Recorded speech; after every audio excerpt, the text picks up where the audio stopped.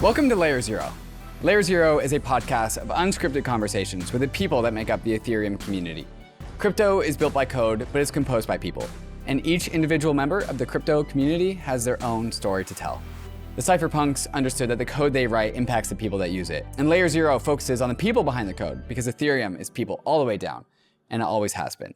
Today on Layer Zero, I'm speaking with Casey Craig, Global Head of Comms at Coindesk, and also Eli Tan, a journalist, an NFT journalist, also at Coindesk. And this is the episode that I really wanted to produce to talk about crypto journalism. I haven't really seen anyone go down the rabbit hole of what's it like to be a journalist in crypto, or what's it like to be the head of comms of a crypto media, crypto journalist publication. Bankless, we don't consider ourselves journalists. We call ourselves a thesis-driven media company. We have opinions. There's a future out there that we want to help shape. And journalism is not that. Journalism is here's the facts, here's the news, here's what you need to know. And it's also about getting the scoop. It's also about getting the alpha. And so Eli is this very young, 24 years old, started at Coindesk at 22, fresh out of college, skipped over, going over any sort of like trad job, and straight into NFT journalism in the height of an NFT bull market. So we get that story. And Casey, the head of comms at Coindesk, has been with Coindesk for many, many winters now. So she's been around and she's seen it all. And so we just take a peek under the hood as to what's it like to be a crypto media company. Coindesk is, of course, extremely large of a journalist entity, media entity in crypto. And they are now broadening their horizons to TradFi competitors. So they are competing with the likes of Bloomberg or any of these other very large media institutions that are outside of crypto. And I think this is a sign of crypto really growing up and looking out at bigger fish, bigger horizons, and thinking about what we can bring new to the table. We also talk about just the different structure of Coindesk versus its competition, the very hierarchical nature of traditional media versus the very flat nature of Coindesk, and how Coindesk really empowers their own journalists to do their best work, of course, after they earn the stripes. So let's go ahead and get right into this conversation with Casey and Eli of Coindesk. But first, a moment to talk about some of these fantastic sponsors that make the show possible. ARBITRUM 1 is pioneering the world of secure Ethereum scalability and is continuing to accelerate the Web3 landscape. Hundreds of projects have already deployed on ARBITRUM 1, producing flourishing DeFi and NFT ecosystems. With the recent addition of ARBITRUM Nova, gaming and social dApps like Reddit are also now calling ARBITRUM home. Both ARBITRUM 1 and Nova leverage the security and decentralization of Ethereum and provide a builder experience that's intuitive, familiar, and fully EVM compatible. On ARBITRUM, both builders and users will experience faster transaction speeds with significantly lower gas fees. With ARBITRUM's recent migration to ARBITRUM Nitro, it's also now 10 times faster than before. Visit arbitrum.io, where you can join the community, dive into the developer docs, bridge your assets, and start building your first dApp. With ARBITRUM, experience Web3 development the way it was meant to be: secure, fast, cheap, and friction-free.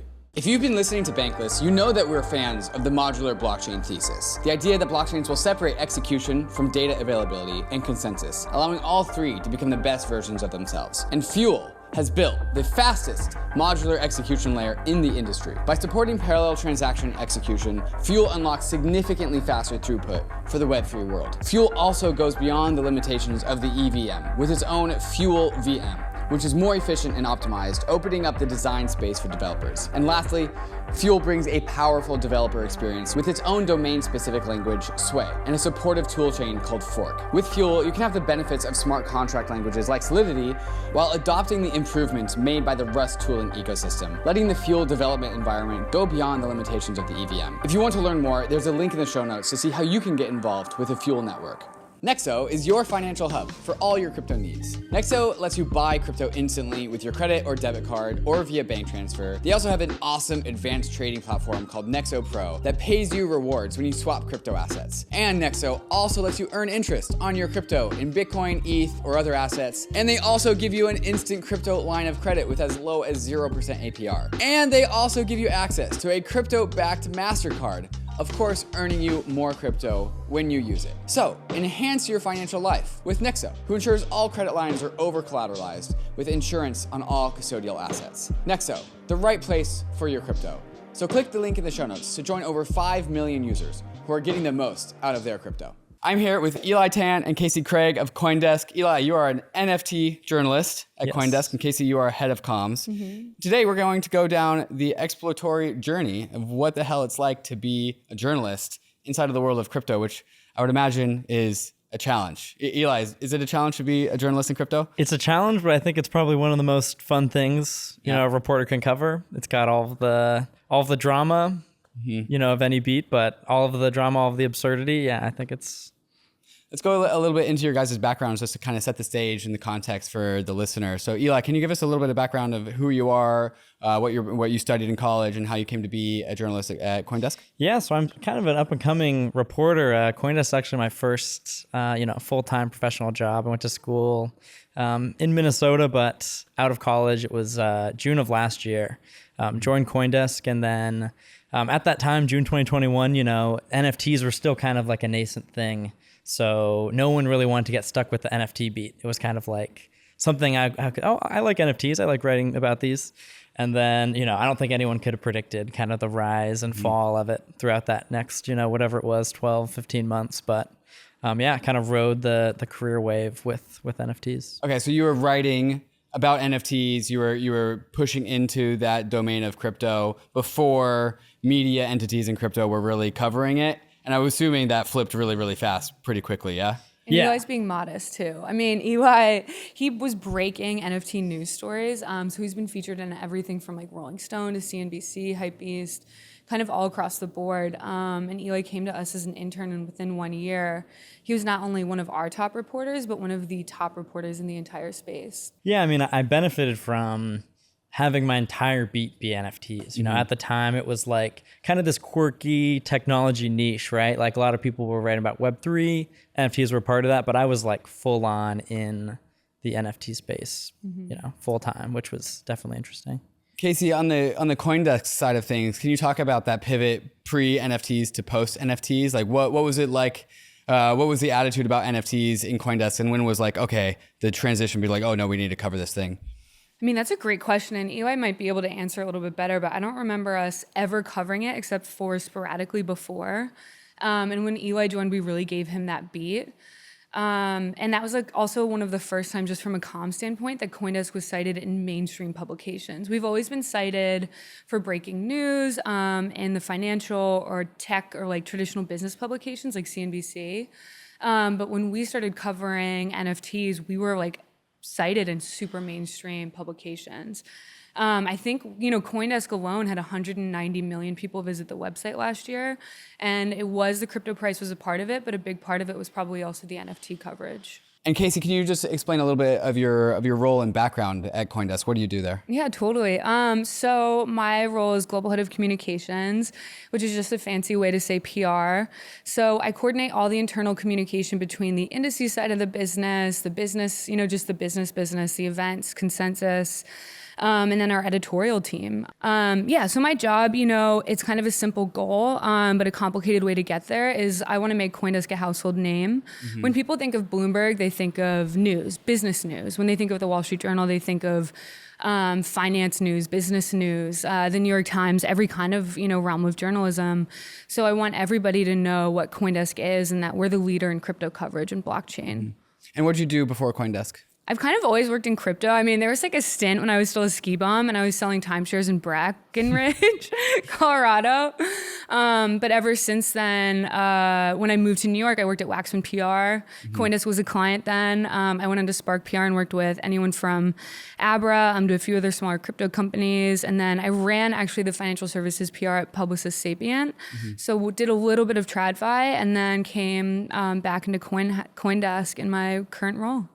Okay, so I'm getting the sense from both of you that backgrounds generally not. Well, you majored in journalism, Eli, so that's a strong background. I mean, of course, journalism, but no one can really prepare you for crypto, right? No, there's nothing like to really help you with that. And Casey, your background really isn't marketing or journalism or anything like this. And so, I mean, I feel like most people can empathize with these stories. Like crypto always throws you a curveball, and you end up doing something a little bit different than you expected it to. But Eli, I want to kind of go through your background starting with majoring in journalism. What did you think you were going to do and write about? What did you want to do? And then how did crypto end up throwing you a curveball? Yeah, so I can remember really distinctly. It was the spring of my senior year, and I was applying. I just wanted to get in a newsroom, right? I was applying to these papers. You're a Seattle guy. I was applying to papers on places like Bainbridge Island, right? Paper of like 5 people, and I couldn't get in the door, right? No one wanted me. And then I had always been really interested in crypto, kind of from like an investment standpoint, and then of course like the Dogecoin stuff I was like really interested in. So I see this kind of CoinDesk opportunity. And I essentially told them like, yeah, I've never written about this stuff. And they were like, not many people have. That's like the thing. Like if you just want to throw yourself into it, like you can become an expert and you can really have like a voice there. So I thought, okay, I'll try it out. Yeah. And then to go from that to being like, touted as kind of like this NFT expert, right? Because essentially anyone that knew about NFTs like I did in the winter of 2020 technically is an expert, right? Because it's so new. Yeah. So it was like going from, the rookie who kind of has no basis in anything to like the expert. I can remember distinctly, it was actually in Miami. Oh, yeah. Your first public speaking role. The first time I ever spoke publicly was at FTX Arena in Miami. Where the Miami Heat plays. Yeah, I'd been invited to moderate that panel in front of like thousands of people. So I've like, they put the makeup on, I've got the nice clothing, I've got the mic. And you interviewed Pia Mia on stage. Mia and she has like what, 8, 10, 20 million Instagram followers or something? M Shadows from Avenged Sevenfold. Like it was just kind of this funny thing. It was like my coming out moment of like, oh wow. I'm like freaking out. Like I've never talked in front of people before. And then it's like the big intro, but. And then since then, Eli's been to the Grammys. He interviewed G-Eazy right before the Grammys. He attended. You were like at a table, like, right? You did the full. It was essentially like all the absurdity of NFTs. I was kind of there for. Like during these times when it seemed like every sports team, every musician was doing NFTs, like I was kind of right there for it because of course they want the press, right? So like I think the Grammys thing was probably like the peak moment of absurdity, like me on the red carpet for the Grammys in a tux, right? No, a suit, in a suit, and people just being like what is like who is this kid? And it's like I read about NFTs, and it's of course changed a lot since then. Like I think like the industry is like rebranding a little bit. Like the hype's not quite the same as what it was, but like for a few moments, like there was some glory definitely along the way. Lots of glory. What is going on? Yeah. There's you mentioned how you were trying to just get into Bainbridge Island newspaper. And for those that aren't familiar with Seattle or the Pacific Northwest, Bainbridge Island is where you take the ferry to across the Sound. And it's a small town. Population 300. Yeah. Like there's not a lot of readers of that. And so to go from applying for something like the Bainbridge Island, like local newspaper, to doing NFT coverage in the middle of a bull market, I'm sure was a little bit of a whiplash. Like what were your emotions going through that like year of your life? It was a lot. It's still kind of like a fever dream thinking about like some of the stuff. Speaking at like South by Southwest was another cool thing. Just, like, oh my gosh. Yes. He spoke at South by Southwest with WrestleMania stars. Yeah. Who was me it? and a bunch of WrestleMania stars. It was Stephanie Cohen. No, that's not right. I think so. Somebody. So like we've, Coindesk in general, we've had some cool public speaking opportunities. I think Eli is one of the only journalists that speaks to, he's asked me on panels with like real life celebrities, not just crypto celebrities, but like big mainstream celebrities. And it's kind of funny because he was 22 at the time. And he like, they didn't know anything about NFTs, and he was really the one leading the conversation, driving the conversation, the expert. South by Southwest is huge. So that was just one of them. And then, he's even been interviewed by the New York Times. It's a piece that like, we don't know when it's coming out, but it was just on his career in crypto journalism, and how you can become an expert with, not a short amount of time, because I don't want to dilute that expertise, but it's different than every other crypto career. That's pretty great, I think, is that people really don't care about credentials. Yeah. It's all just about like what you know, right? Yeah. Like, you've got some of the most authoritative figures in NFTs, and they're just like a picture of a monkey and, some alias, right? And it's like, no one cares who they really are. No one cares like where they've worked. If they have like something to say, like people will really listen. And I think I kind of benefited a lot from that just because it's my first job, but because people like the articles, they're willing to listen to me. So yeah, you had the fortune to jump right into this industry. I wish I were able to skip that 4 years of my life of post college before I found crypto. If I had just been able to gap that'd been really, really nice. But so you don't really actually have like too much experience not reporting in crypto.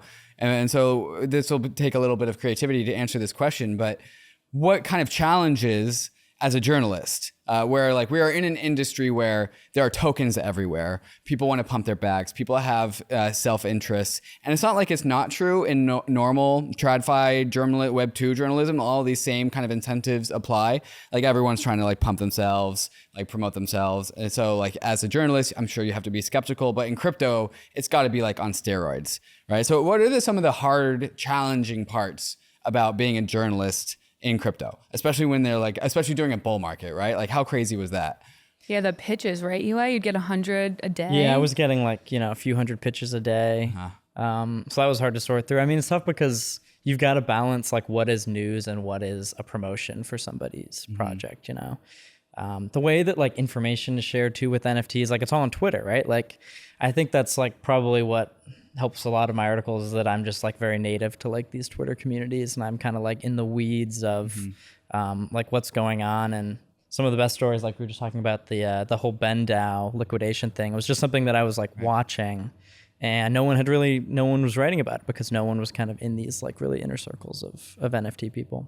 Interesting. Yeah, I can definitely relate to that because one of the first ways I got into content, and I joke about like I did this thing and then a year later we created Bankless, as I was just noticing this thing happen on chain with ether volatility and MKR burn. It's like, oh, as ether is more volatile, MKR gets burned at a faster rate. MKR out of Maker DAO. I thought that was pretty interesting, and I wrote about it, and like no one else was looking at it. And then I thought like 50 people were going to read it, but like 500 people wrote it. And that was like my first dopamine hit. Wow. And people, I think, don't really realize how much there is to write about and how much of it is being like looked over by so many people. How did you develop your intuition as to like what is a good thing to cover or what is going to be interesting to the readers? So what I had always thought like in the early days, right, is like, oh, what are kind of like the groundbreaking things happening that are like moving the industry forward? But then what I found with NFTs is that there are actually more people that like to make fun of NFTs than there are really like promoting them, right? So like some of my favorite stories to do are stories where outsiders can kind of look in and just laugh at the absurdity of like everything that's happening. Like the Ben DAO thing is a great example, right? Like essentially people recreating like the financial crisis of 2008, but instead of mortgages, it's with monkey pictures, right? And it's like, even if you're not like really don't know much about NFTs or like understand the technology, like something like that I think is kind of compelling. Do you think that incentive where, and this is true for all of crypto, people kind of want to crypto for just to crash and burn, right? There's that external incentive, and then that kind of creates incentives out of our media institutions to cater to those readers so we can get the views. And then it starts to incept itself a little bit deeper into the culture of everything. How do you think about this challenge where we want to promote our industry for the best that it is? We have businesses that run on like eyeballs and attention and views. How as a journalist, how do you balance these things? Yeah, it's tough because if you look at like most of the NFT media stuff, like people make their money writing about like the way up and the way down, like one or the other. Sure. You've got like, I don't know if you know Molly White, but her like Web3 is going great. It's a great blog. We're recording with her later next week, actually. Oh, great. Yeah. Yeah, she does great stuff, but she only writes about the bad stuff, right? And then a lot of people only write about the good. But as journalists, like that's not our job, right? It's But so many journalists do. News, right? And I think there's some publications, I mean, I don't want to say them because I don't want to hurt those relationships, but they really only focus, they kind of wait for scandal. Right. And they really want to focus, I mean, they're such pessimists because sometimes that is a good story. I mean, we even published the Genesis story, and that's our sister company. It was a little controversial. I mean, we're talking about a giant loss. But yeah, I mean, I think it's good to have both. As our newsroom, I noticed that we always try to represent both sides. I don't think, I mean, when you read Coindesk articles, we're really good at everything's, not only is it factually correct, but we're pretty blunt. We get to the point. We're not evangelizing crypto. We're extremely neutral, but a lot of other publications are not like that. I think they're at either one of the spectrum. They're either evangelizing it and they're pumping it, or they're ripping it to shreds. Yeah, Casey, how would you place Coindesk in the sphere of crypto media? So we have Coindesk, we have The Block, we have Decrypt, we have all of these different journalists or media entities reporting on the news. How would you characterize Coindesk's specific niche and flavor? So that's a great question. I mean, okay, so to be honest, and not just to sound like I'm trying to pump Coindesk, but we've to be honest, those are our competitors for crypto, but we've kind of evolved beyond being a crypto trade. I mean, 190 million people came to our site last year, consensus of 20,000 people, the indices companies. So honestly, we see Bloomberg as our competitor, CNBC as our competitor. So you guys have broken out. You guys are going for bigger fish. We really have, to be honest. Yeah, we really have. And so how did Coindesk get there? Can you remind me when you started at Coindesk and kind of carry us through that journey? So I've been global head of comms for about 2 years. But like I said, they were my client in 2017 when I was at Waxman. So when I first started working with them, I don't think Michael Casey was even as a chief content officer yet. I think he was even an advisor. So kind of a long time. And so Coindesk, kind of how we got there, it's a lot of, the people. I think it really does come down to the people. When we hire talent, we have this tremendous intern program that Eli was in.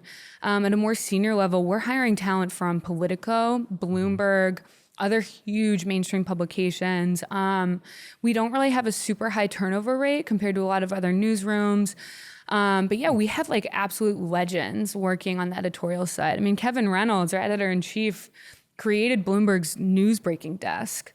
So I think how we got there, it's kind of simple. I mean, I think it's the people, the commitment to journalism and integrity, and our ethics are really strong. So yeah. Yeah, and the elder statesmen of Coindesk are like really important. Like, I mean, it's true. Like, wait, can you explain that reference? Like, yeah. Just people who have been in crypto like literally since the inception, like literally since Bitcoin, like a year after it's created. Like, you'll hear stories like as much as the new young blood people have like given some life to it. Like people, you hear stories about people who go to the first Bitcoin conference and took Bitcoin as payment for hotels from the buddies that they were doing it from, and had to sell like hundreds of Bitcoin because the editorial policy was, you can't own any. Yeah. So it's like stuff like that, right? It's like as much as M. Casey too. I mean, Michael Casey was at the Journal for 20 years. He wrote the first book, one of the biggest first books on crypto. I think he's written 3 or 4 of them since. I can't actually think of a bigger legend in the space besides Paul Vigna, who's his partner at the Journal. They've been covering it for 10 years. So Coindesk has hired a bunch of people, both Chads from the traditional media world, but I'm assuming smart Chads. But I'm assuming also just like normal writers, just because you need the talent, right? You need the manpower. How has it been to onboard these people to be crypto people, or how do you hire people that are only interested in crypto? How do you grow out a staff when there's such demand, like in a bull market, and you need them to be like crypto informed? How challenging is this? I mean, I think so. To be honest, like we don't hire everyone. I mean, it is a pretty selective process. Most of the journalists that we hired, it is a big part of it is personality. Like they need to have tenacity. They need to be a team player. That's how the newsroom runs. We don't like internal politics, competition. So kind of it is a big part of it is a personality match. That's what the editor-in-chief told us. But they don't really need to be like crypto native or like super crypto literate. I think anyone can learn the space if they're committed enough. Most of them are they have a regulation background, policy background, finance, and some tech. And how do you deal with that question of bags? Right, where like are journalists allowed to own only certain crypto assets? What are the general like rules and parameters? Question. Yeah, and this is on our website too. So we allow our journalists to own, I think it's like 1,500 USD. Okay. Essentially, I think you can own as much as you want. You just have to disclose it. You have to disclose it. And then we have very strict policies on when you can buy and sell. Yep, and we publicize it. So when you go to an author's bio, you can see how much they own and of what specifically, just so that you know that their ethics are never compromised when they're writing about something. But we think it's important. Like, how can you write about something that you don't actually use or know anything about it from a firsthand experience?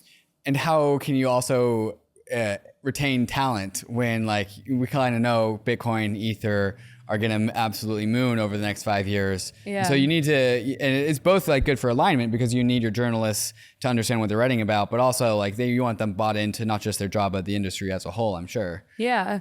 I mean, I think we like strive to have like a great workplace, which I know sounds kind of generic, but it's true. I don't think as of now, we're not going to make people come back into the office full time. We know writing is really demanding. And so we allow most of the journalists who are now worldwide to work from home, which I think is important. But yeah, I mean, I think that's a big part of it. Like Coindesk, I mean, I personally love working at Coindesk, and I think most people do. And so there aren't any limits as to like the magnitude of one's bags. You're not limited to like $10,000 or $100,000. No, I think we are. So I think I think for the majority, most of the journalists own a like minimal amount. Yeah, it's kind of interesting. Most of us don't own very much crypto. Yeah. Interesting. The skepticism is like very real, I think. How does that apply to NFTs? I'm assuming there's got to be rules on NFTs, right? Yeah, I think the policy is supposed to be similar. Any NFT over $1,000 value, we disclose. So. Oh, but it's disclosing, not you're actually capped on owning that thing.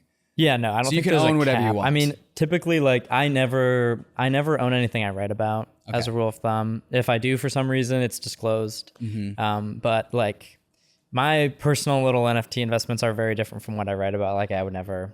No matter what the policy would be, I would never like buy an NFT and then write about the collect. You know, it would just compromise. Also, you would get outed so quickly. Right. I mean, that's it's all the on thing. chain, and I have my it would never be like something that we'd even try to do. I mean, like I don't think our competitors would do this, but the way our journalism too, and like the investigative background for some of the pieces, I mean, that could be public knowledge, and that's just something that reputation is everything. Twitter's made journalist profiles so public. Right. I don't think anyone would jeopardize that. Yeah. It's also a funny tool to use because people have their ENSs, and then it's like, okay, I'm gonna look like, why were you, you work for this company, you were buying me bits before the big, and it's like, okay, it's what's up not with hard that? to put two and two together. It's really, the on-chain stuff is interesting as like a tool. Sure. So you guys feel that Coindesk has got a pretty good rap on just the incentive misalignment between having media people, that we want these people to own assets, we want them to be neutral. How as an industry, rate yourself because that's a fun question. Yeah. But then also rate the industry at large, and also like kind of the aggregate of your competition. Like how well of an industry are we doing at like disclosing? I don't think that well. I mean, honestly, like I would want to kind of do more research before making like any kind of statement based on a specific publication. But I think a lot of the crypto trades, it's obvious. I mean, it's a lot of misinformation that they're spreading. I don't know if it's for an incentive to their personal advantage, but that's one of the biggest problems in crypto journalism is that so many people are getting the story wrong. And that's why we really pride ourselves on verifying every source. Everything is fact checked so diligently. So yeah, I mean, I think it's kind of known that a lot of other crypto publications are pay for play, and that's something that we've never done and never will. Can you walk me through that, the due diligence process where, I mean, basically, you like, let's go and like peel back the layers and make sure this is right. But crypto is so noisy, and it's not like the easiest place to do that due diligence. Could you guys walk us through a process of like what a due diligence process looks like in crypto? Eli, you want to start? Yeah, I mean, a big thing in crypto are just open secrets, right? Like, scoops about people being involved. And this was a big thing when the whole Luna crash happened, right? Like all of Do Kwon's, involvements. And it's like the process of, taking the open secret and being like, no, we've got to call everybody that could possibly be involved, and we've got to see the documents and we've got to see the records. Like that's kind of what I think crypto media, like why it's really like this really valuable asset to the industry. Like there's just all this kind of like, there are so many rumors that are swirling around, right? So to have an organization, and this isn't just us, I mean, a lot of other media places do this, like to really go and like fact check what's going on. I think it's really valuable. How do you balance wanting to be first and wanting to get the scoop and not having complete data? Like where you don't really know if it's all there. How do you balance this? I mean, I think that goes back to the process, right? When we publish a piece, it's like the fact checking. You're not ever publishing a piece like by yourself. Like there's so many other eyes on it, so many other editors. I mean, I do think we get a lot of pieces first, but that, like, I think Danny, and I'm sure you've done the same thing, they've stayed up all night publishing a piece to get it first. But it's a process and it's a commitment.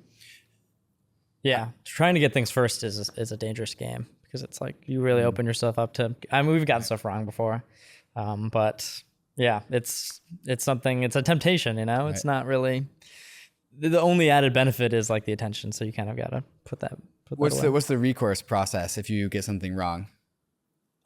Just panic. I don't know. Like, we'll correct it. We have a very like, we issue our corrections right up at the top. I'm thinking as the journalist, like everybody, Reuters does that. We'll immediately. And when we get something wrong, it'll be like really. Sorry? This is like a tried and true science of journalism. Like, every mainstream publication does that. We never like, try to cover it up or anything. It's the exact opposite. If anything, that's why it sucks as the journalist so much, because if you get something wrong, like everyone will know you got it wrong because we have to let people know, like, we were wrong. Like, there's no, like sweep it under the rug, right? Like, it's all very out in the open. Eli, in your history at Coindesk, do you have like a particularly good scoop that you're proud of? Like, what is your best scoop? Your high score. Best scoop? Top 3. I know there's a lot. Just in terms of like, I love that Constitution DAO story. I got to go to the auction. I love. Oh wow, kind of you were at, was it Sotheby's? Sotheby's, yeah. Nice. I've been to a few Sotheby's auctions.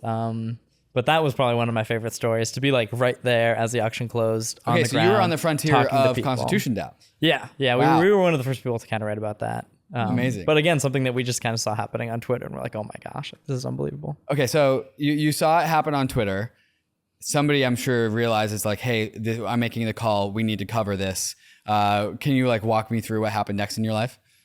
Yeah, I mean, that was one of the funny, I'm thinking that, and I'm thinking of the RazzleCon as well. Oh yeah, like, that's a good one. Stories that become so much bigger than just crypto media, right? Like Constitution DAO for sure. Like, I remember it was Danny Nelson and I, who's now one of our editors, like we're at the auction house. This was like one of my first months on the job, and it's like everyone's there, right? The New York Times is there, like everybody's like, you're kind of like in the neck of it with these reporters. But we actually have like better information than a lot of them because our sources are really good. And it was like being in the Discord channels for it, which a lot of the reporters just didn't know how to do, led to like a lot of information that made for like some really compelling parts of the story. Right. I would imagine there is a lot of advantage you get as a journalist just being informed about very basic crypto principles. Like, you be in Discord, you be in Telegram, you are a part of the community. When you're in a Discord, do people know who you are or what you're up to? Or you're like, you're lurking in the background? I think my Discord name is like Lurking Leopard or some random thing, right? So I feel like that's a disclosure in and of itself. Yeah. Like, but knowing how to use Discord, like even a lot of crypto journalists aren't, up on that. Like, there's just little things like that where it's like the alpha, as they say, it's like, oh, you got to go get it. Would you say that most journalists at Coindesk are Discord people? Definitely not. I think even is that what other statesmen maybe. Is that kind of what makes you special? Is you're a Discord person? Well, yeah, because young people, like, I don't have any experience, but I can go. And, I don't have any, and then like the boomer crew, right? Like, it's like the two. It's like the two forces, right? It's like the Wall Street Journal, experienced reporter, and then like someone like me, as I don't have any experience in anything, but like we both kind of add our own like value to it, right? Like, I think that's what makes crypto so great, is that like. It's just all over the place. Yeah. Casey, since you've been at Coindesk for a while, is there a division between like older and younger journalists and how they operate, what they talk about, and what they cover? Yes, but it's not a bad thing. Yeah. It's boomers is mean. It's more boomer in spirit. I don't know. I think. But no, I mean, it's funny. I mean, Eli's 22. The editor Danny Nelson he's talking about is 26. And then I think our editor-in-chief, I don't want to guess and get it wrong, but he's definitely over 45, 50.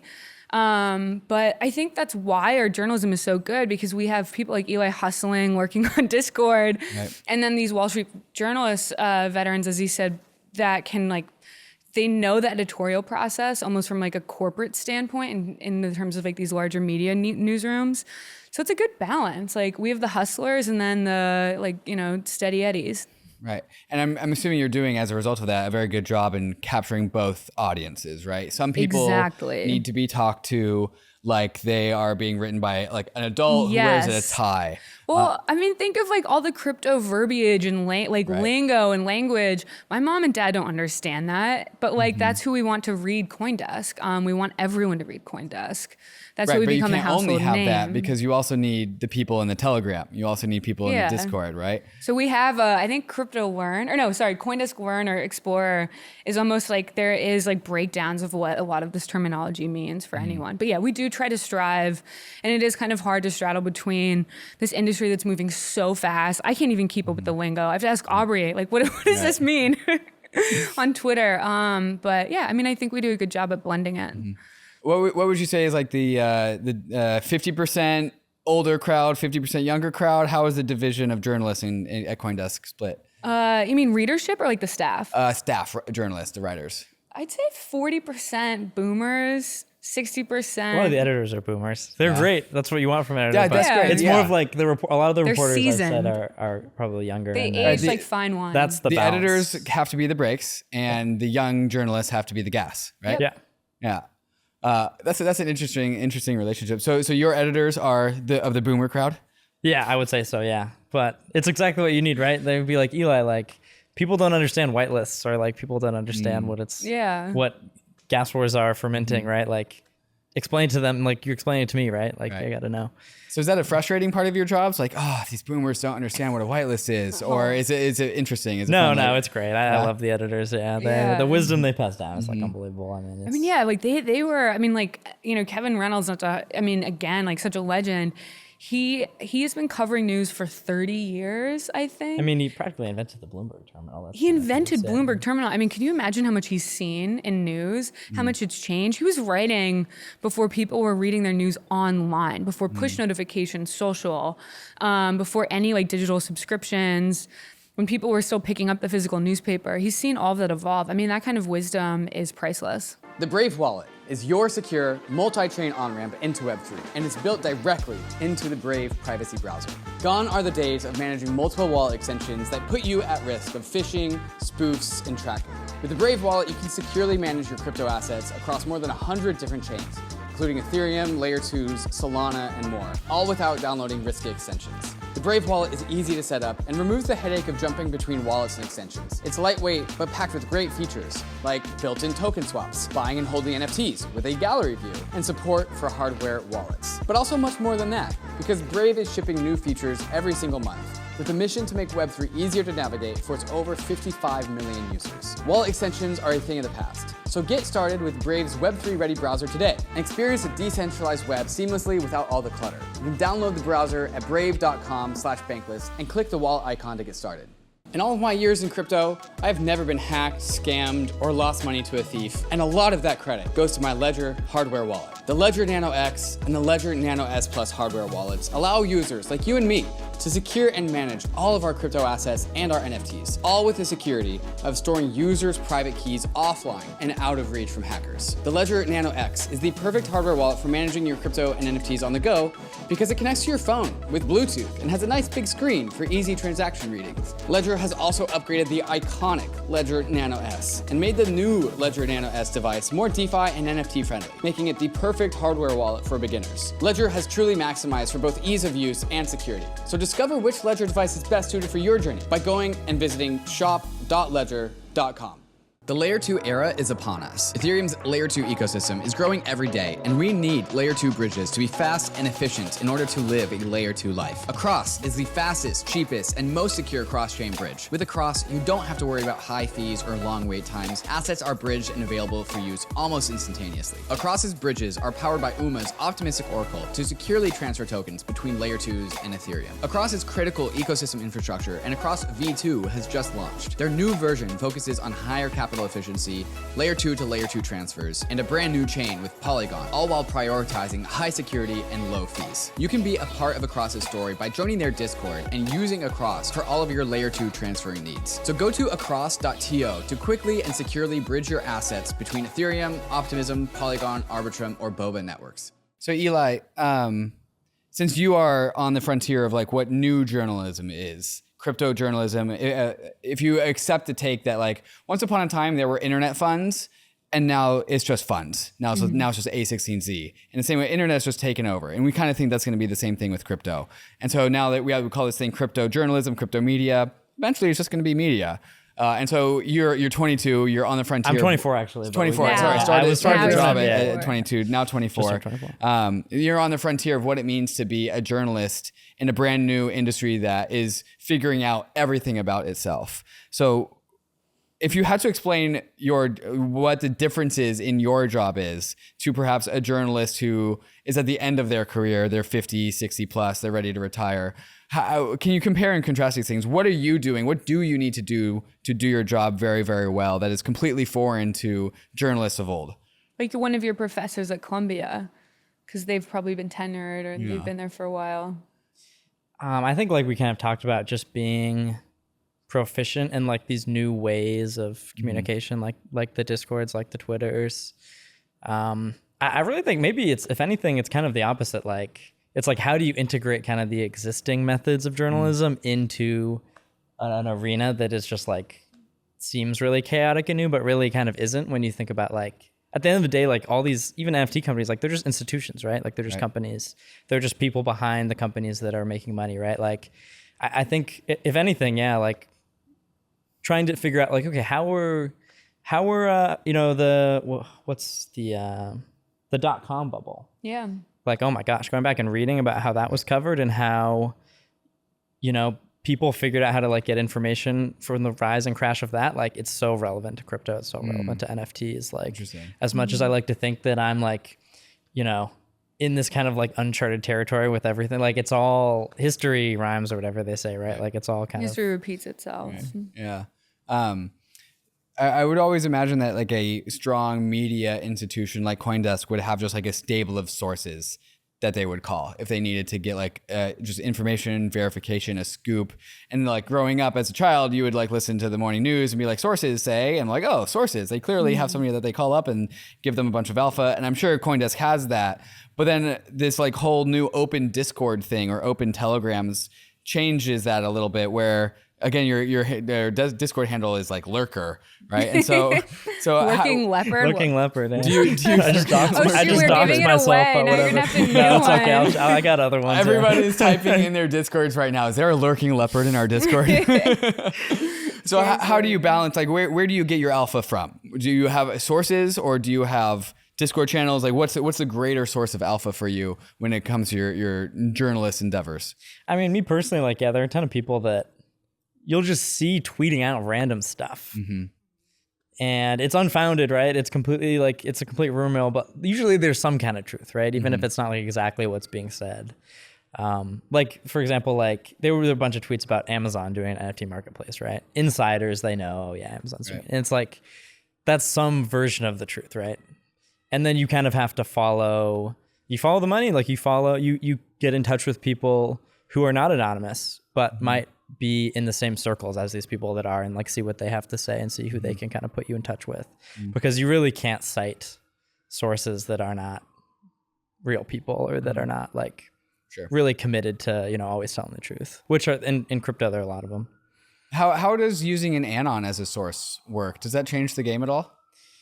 Yeah, I mean, if you're like citing somebody, like you got to have the first and last name. Yeah. Typically, It's just invalid if you don't have that. I mean, the Anons, they're good at giving you like the information that you can go and fact check, but like it's risky business to cite somebody that you don't know who they are or what they're about. Yeah, and we had an interesting conversation about this the other day. Like, if we broke the story with like Kwon, for instance, they were originally anonymous. Should we reveal that name? Is that an ethical question? We know that it's going to blow up their identity.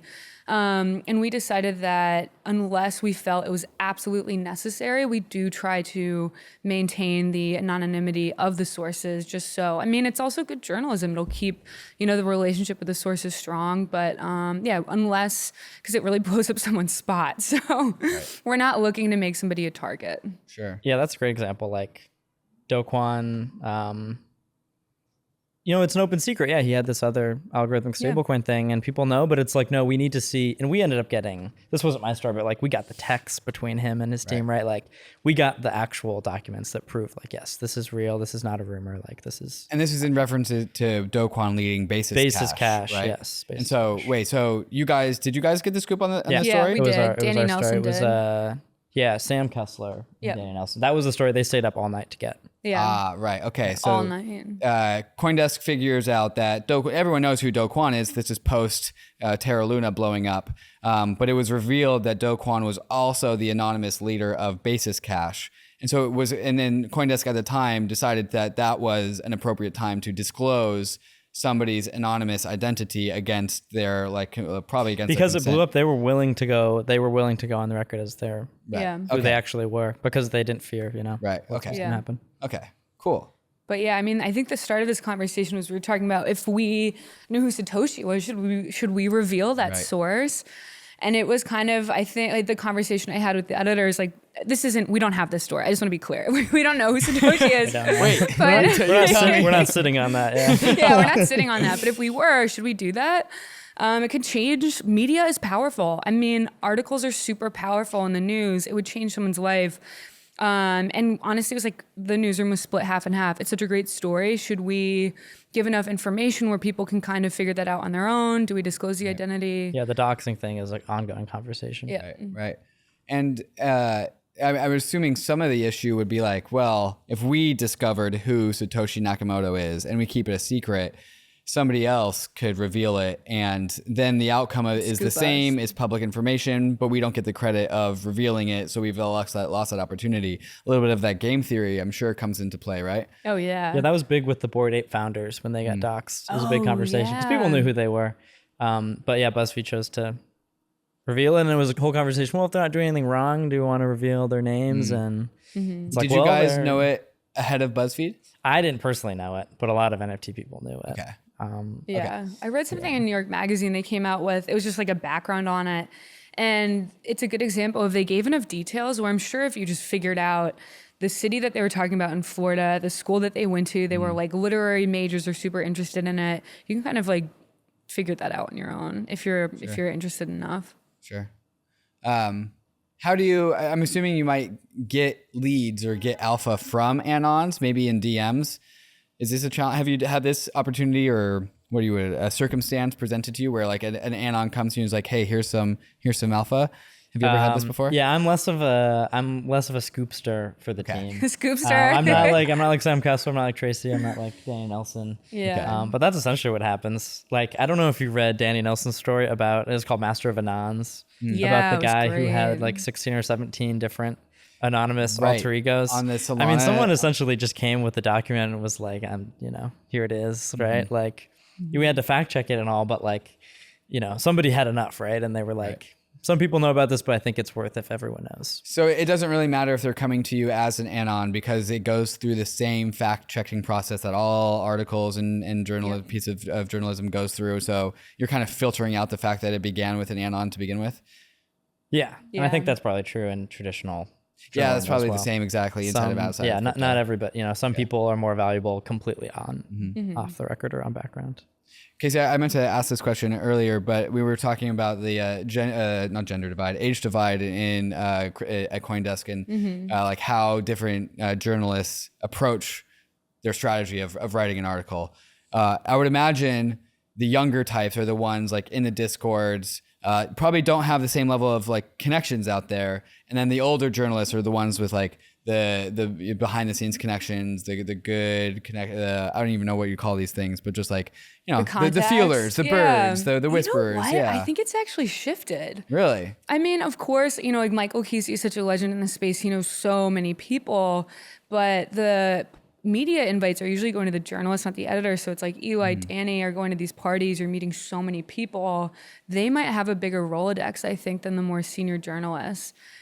Just because of the amount of people that they're exposed to, the amount that they're invited to.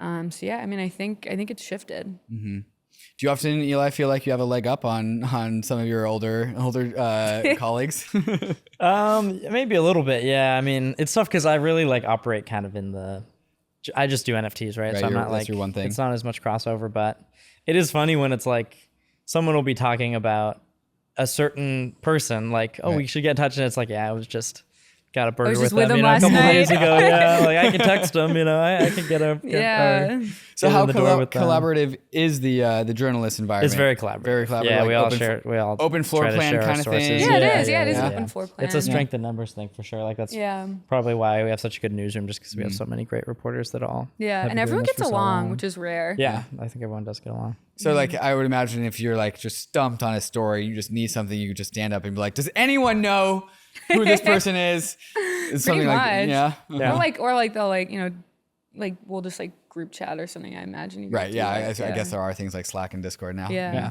Telling you the events, you meet so many, I mean, you know this, like we go out a lot together and you meet so many people. Right. Like one of our journalists, Tracy, she would call it Hotel Lobby Con.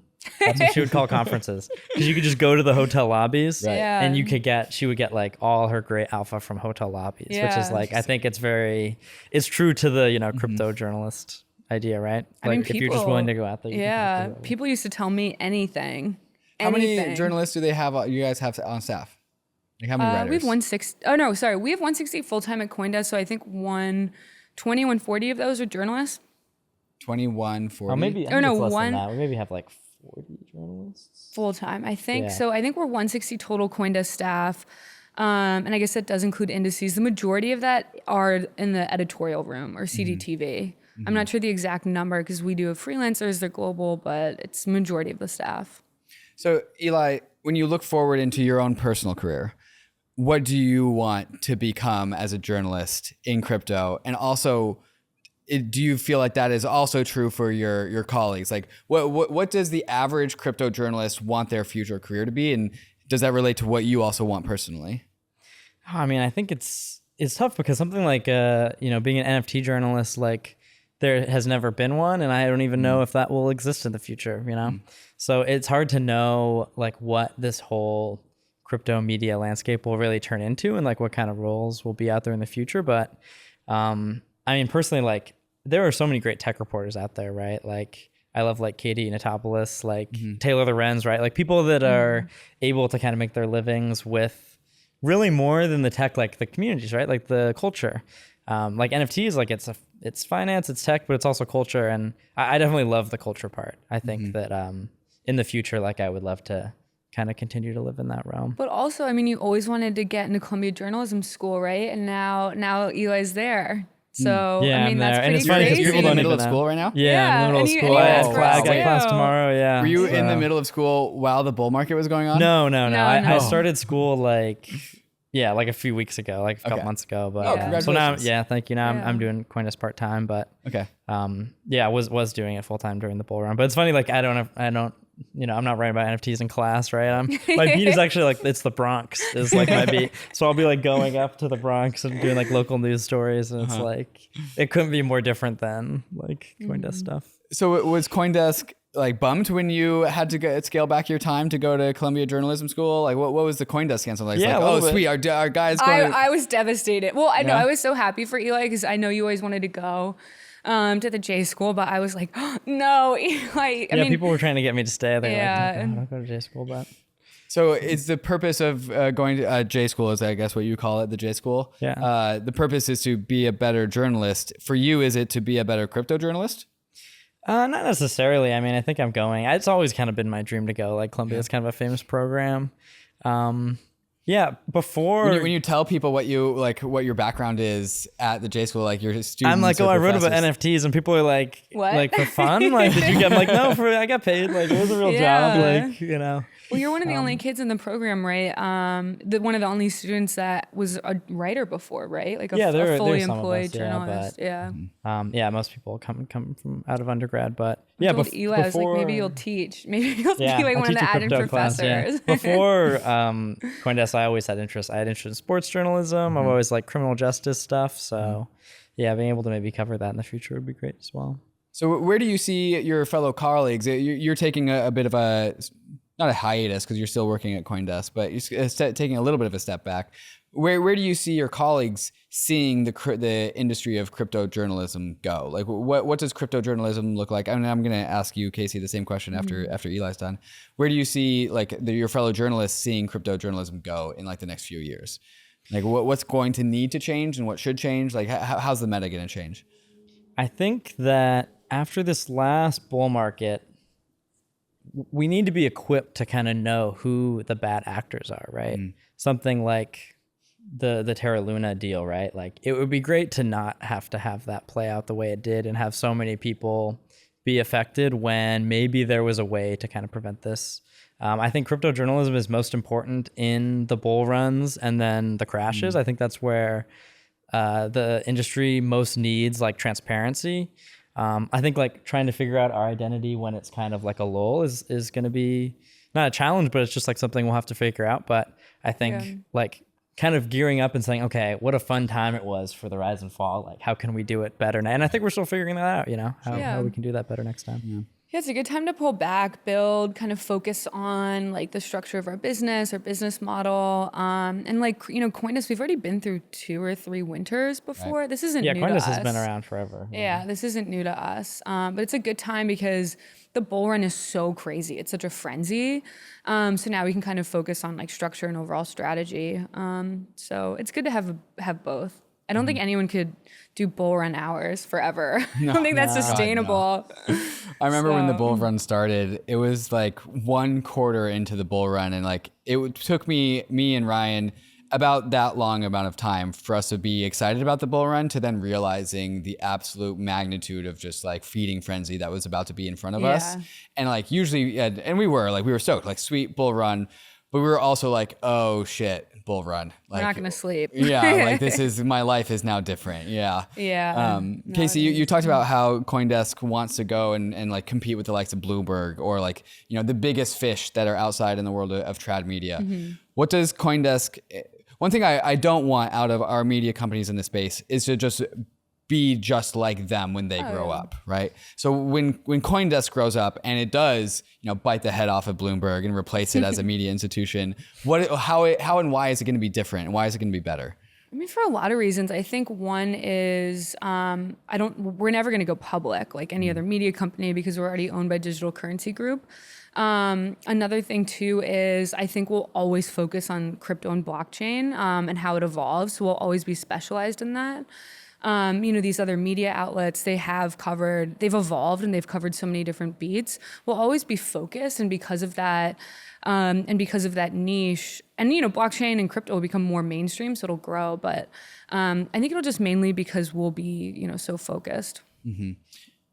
Yeah, I mean, we often talk about like our audience, like all the different buckets between people that are just getting into crypto for the first time, or people, and I think like our strength will always be like that bullseye of people that are interested in crypto. Like we're kind of like, we serve them, I think, better than anybody else. Like the crypto native, like we do a lot of coverage, but I think we're kind of the best at that. That's kind of and that audience on who's interested in crypto at the moment, that's always changing. Right now we're doing a big it's not like the editorial room is as much focused on TradFi, but as a company, like right now, my overall strategy for comms is how we can really tap into the TradFi audience in terms of our external representation. They're super, you know, interested in crypto, but yeah, it changes. I mean, last year that was literally everybody on the planet, and now it's more institutional companies, which is interesting. And Casey, you talked about a little bit of a brain drain coming when Coindesk is hiring a bunch of new journalists, new talent, new operators. You said you're doing a lot of effort just poaching them from the TradMedia space, right? Why do they want to come into crypto? Like, what's motivating them? And can you just talk about just the quality and the vibe of these candidates that are coming in? Yeah, absolutely. So we did hire a lot in the past year. So like you know, we have fulfilled the positions that we were looking for. And I think a lot of them are interested because, again, like there is like this, you know, having a niche and focusing on a specific beat is really enticing. You can have like one thing that's really rare about Coindesk compared to other media companies. everybody that is an expert and anybody that wants to have, broadcast appearances, public speaking, we give them the opportunity. There's no hierarchy. And so any journalist that really wants to get recognition for the stories they're publishing, building their personal brand, Coindesk is a much better platform to do that than these giant newsrooms like Bloomberg and the Journal, where things are kind of, they start at the top, and it'd be pretty rare for you to be a junior journalist at Bloomberg or CNBC, I imagine, to get the amount of airtime that our journalists at Coindesk get. I like that. Yeah. So I think what you're saying is that these older media institutions are just very hierarchical and probably a little bit more calcified. And would you say Coindesk is flatter and wider? Super flat. Yeah. I mean, it's so flat. Of course there is, we do have a C-suite leadership. There are editors, editor-in-chief, but everything's pretty collaborative, don't you think, Eli? Yeah. Yeah, it's super collaborative. And honestly, what's kind of funny is the junior journalists like Eli are the ones that get more public recognition. They're on more TV externally. They're in other articles externally than the more seasoned boomers. That's just kind of how the way that we operate. And so I'm guessing here, so correct me if I'm wrong, but for an older institution, I guess we're just going to pick on Bloomberg for the rest of this episode. Say Bloomberg. We also love Bloomberg. Let's be clear. Right, but they're great, but also we're going to be better than them. Say there's this hierarchical structure. A new journalist comes in. They're probably banging out some fodder articles. They're probably not really they don't have too much freedom, I'm guessing here. And so what you're saying is a lot of that opportunity, if a good article comes or a good scoop comes or a good piece of story or something happens, the good stuff gets captured up by the people higher up in the hierarchy first. And so there's less real value for the people, the newer journalists, the newer hires to really prove themselves. I think so. I haven't worked in, I did have an internship at the New York Times a long time ago, so I'm familiar with that newsroom a little bit. I've never worked in the Bloomberg newsroom, but yeah, I would imagine it's kind of like that. And speaking to some of my external contacts, it's a little bit like that. But one thing too, with Coindesk and my role, Coindesk making it a household name, but I want to make sure that the journalists that we have get recognition for their pieces that they publish. Not just Coindesk, but them individually, which I think is people when they think of journalists, they know the stories, they don't know the person behind it. And I want to change that. Yeah. And a lot of it is also just the subject matter. Again, if you're if you're writing about banking, you're going to go to one of these places. There's going to be guy. people that have been writing about banking though for decades, or you're an education reporter. If I went into a newsroom, there's going to be education reporters that have been writing about that since the 80s or 90s. DAOs, people have not been writing about DAOs for decades. People have been writing about DAOs for months and years. If you want to write about something like that, you can. Yeah, go ahead, right? There's not kind of a precedence where you need to have, or people are going to be ahead of you for experience, right? So. Do you guys think that as Coindesk grows up and as the crypto media grows up and starts to emulate more of the properties that we see in the traditional media space, do you think that flatness will kind of disappear and be replaced by a little bit more hierarchy? Or do you think we have some of this flatness here for good for the rest of the time? It's just part of our model. Even our CEO, Kevin Worth, who's so sweet, he is fully there's no hierarchy. He's not ever condescending, but he just is fully immersed in whatever we're doing. Michael Casey's the same way. I think that's just a huge part of our culture, and I think it'll always be that way. The way that the company's structured is we have a business side there taking care, there is, I guess, a little bit of hierarchy there just to make sure that we are generating a healthy revenue, to make sure that we can keep hiring when we do have open positions again. But yeah, I think the flatness is a core part of our brand and work culture. Mm-hmm. Yeah, Eli, can you talk a little bit about how the flatness makes things fun? Flat is fun. Can you explain the flatness a little bit more? What do you mean? Yeah, so instead of having we have open bazaars, or we have top-down hierarchies, right? And so hierarchies is you are pretty rigid in your role. You can't really expand out. There's your superior who has a superior who has a superior. Versus a more flat organization, which is everyone's kind of on equal footing, and maybe there's one superior who's kind of coordinating it all together, but it's not layered on a hierarchy. You're giving it a lot more freedom. There's a lot less top-down control. You're a little bit more in charge of what you write about, what you think about, what you do. And so when Casey's telling me that like you start writing about NFTs and all of a sudden Coindesk starts sending you the Sotheby's, that feels very empowering and very and then flat. Sotheby's right? inviting me at Yeah, no, some they point. invited him. Afterwards, after Constitution Yeah. DAO, it's like I get they're emailing me like, oh, we would like you to come and drink the champagne while we do the auction. Yeah, I mean, opportunities like that. I mean, just being able to have, I feel like with crypto, there's way more free reign as to like what stories you want to tell. Especially now, like with my editor, Rosie, like very little am I being now assigned stories that I need to hit every few days. It's more of like, well, you're out there on the ground, in the Twitter circles, like what's going on, right? Like it feels more like I have more autonomy, you know, with the news gathering aspect of it.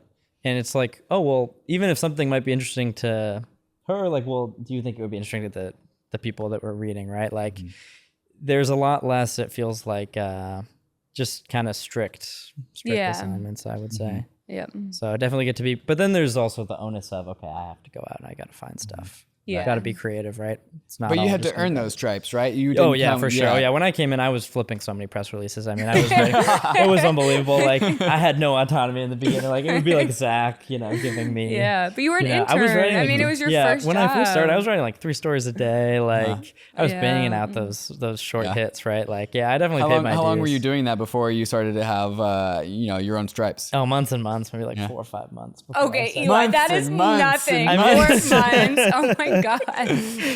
Some people have to do that for years. Yeah, for a decade. I mean, I had like I said, I had like 4 or 5 years after graduating college before I got into crypto.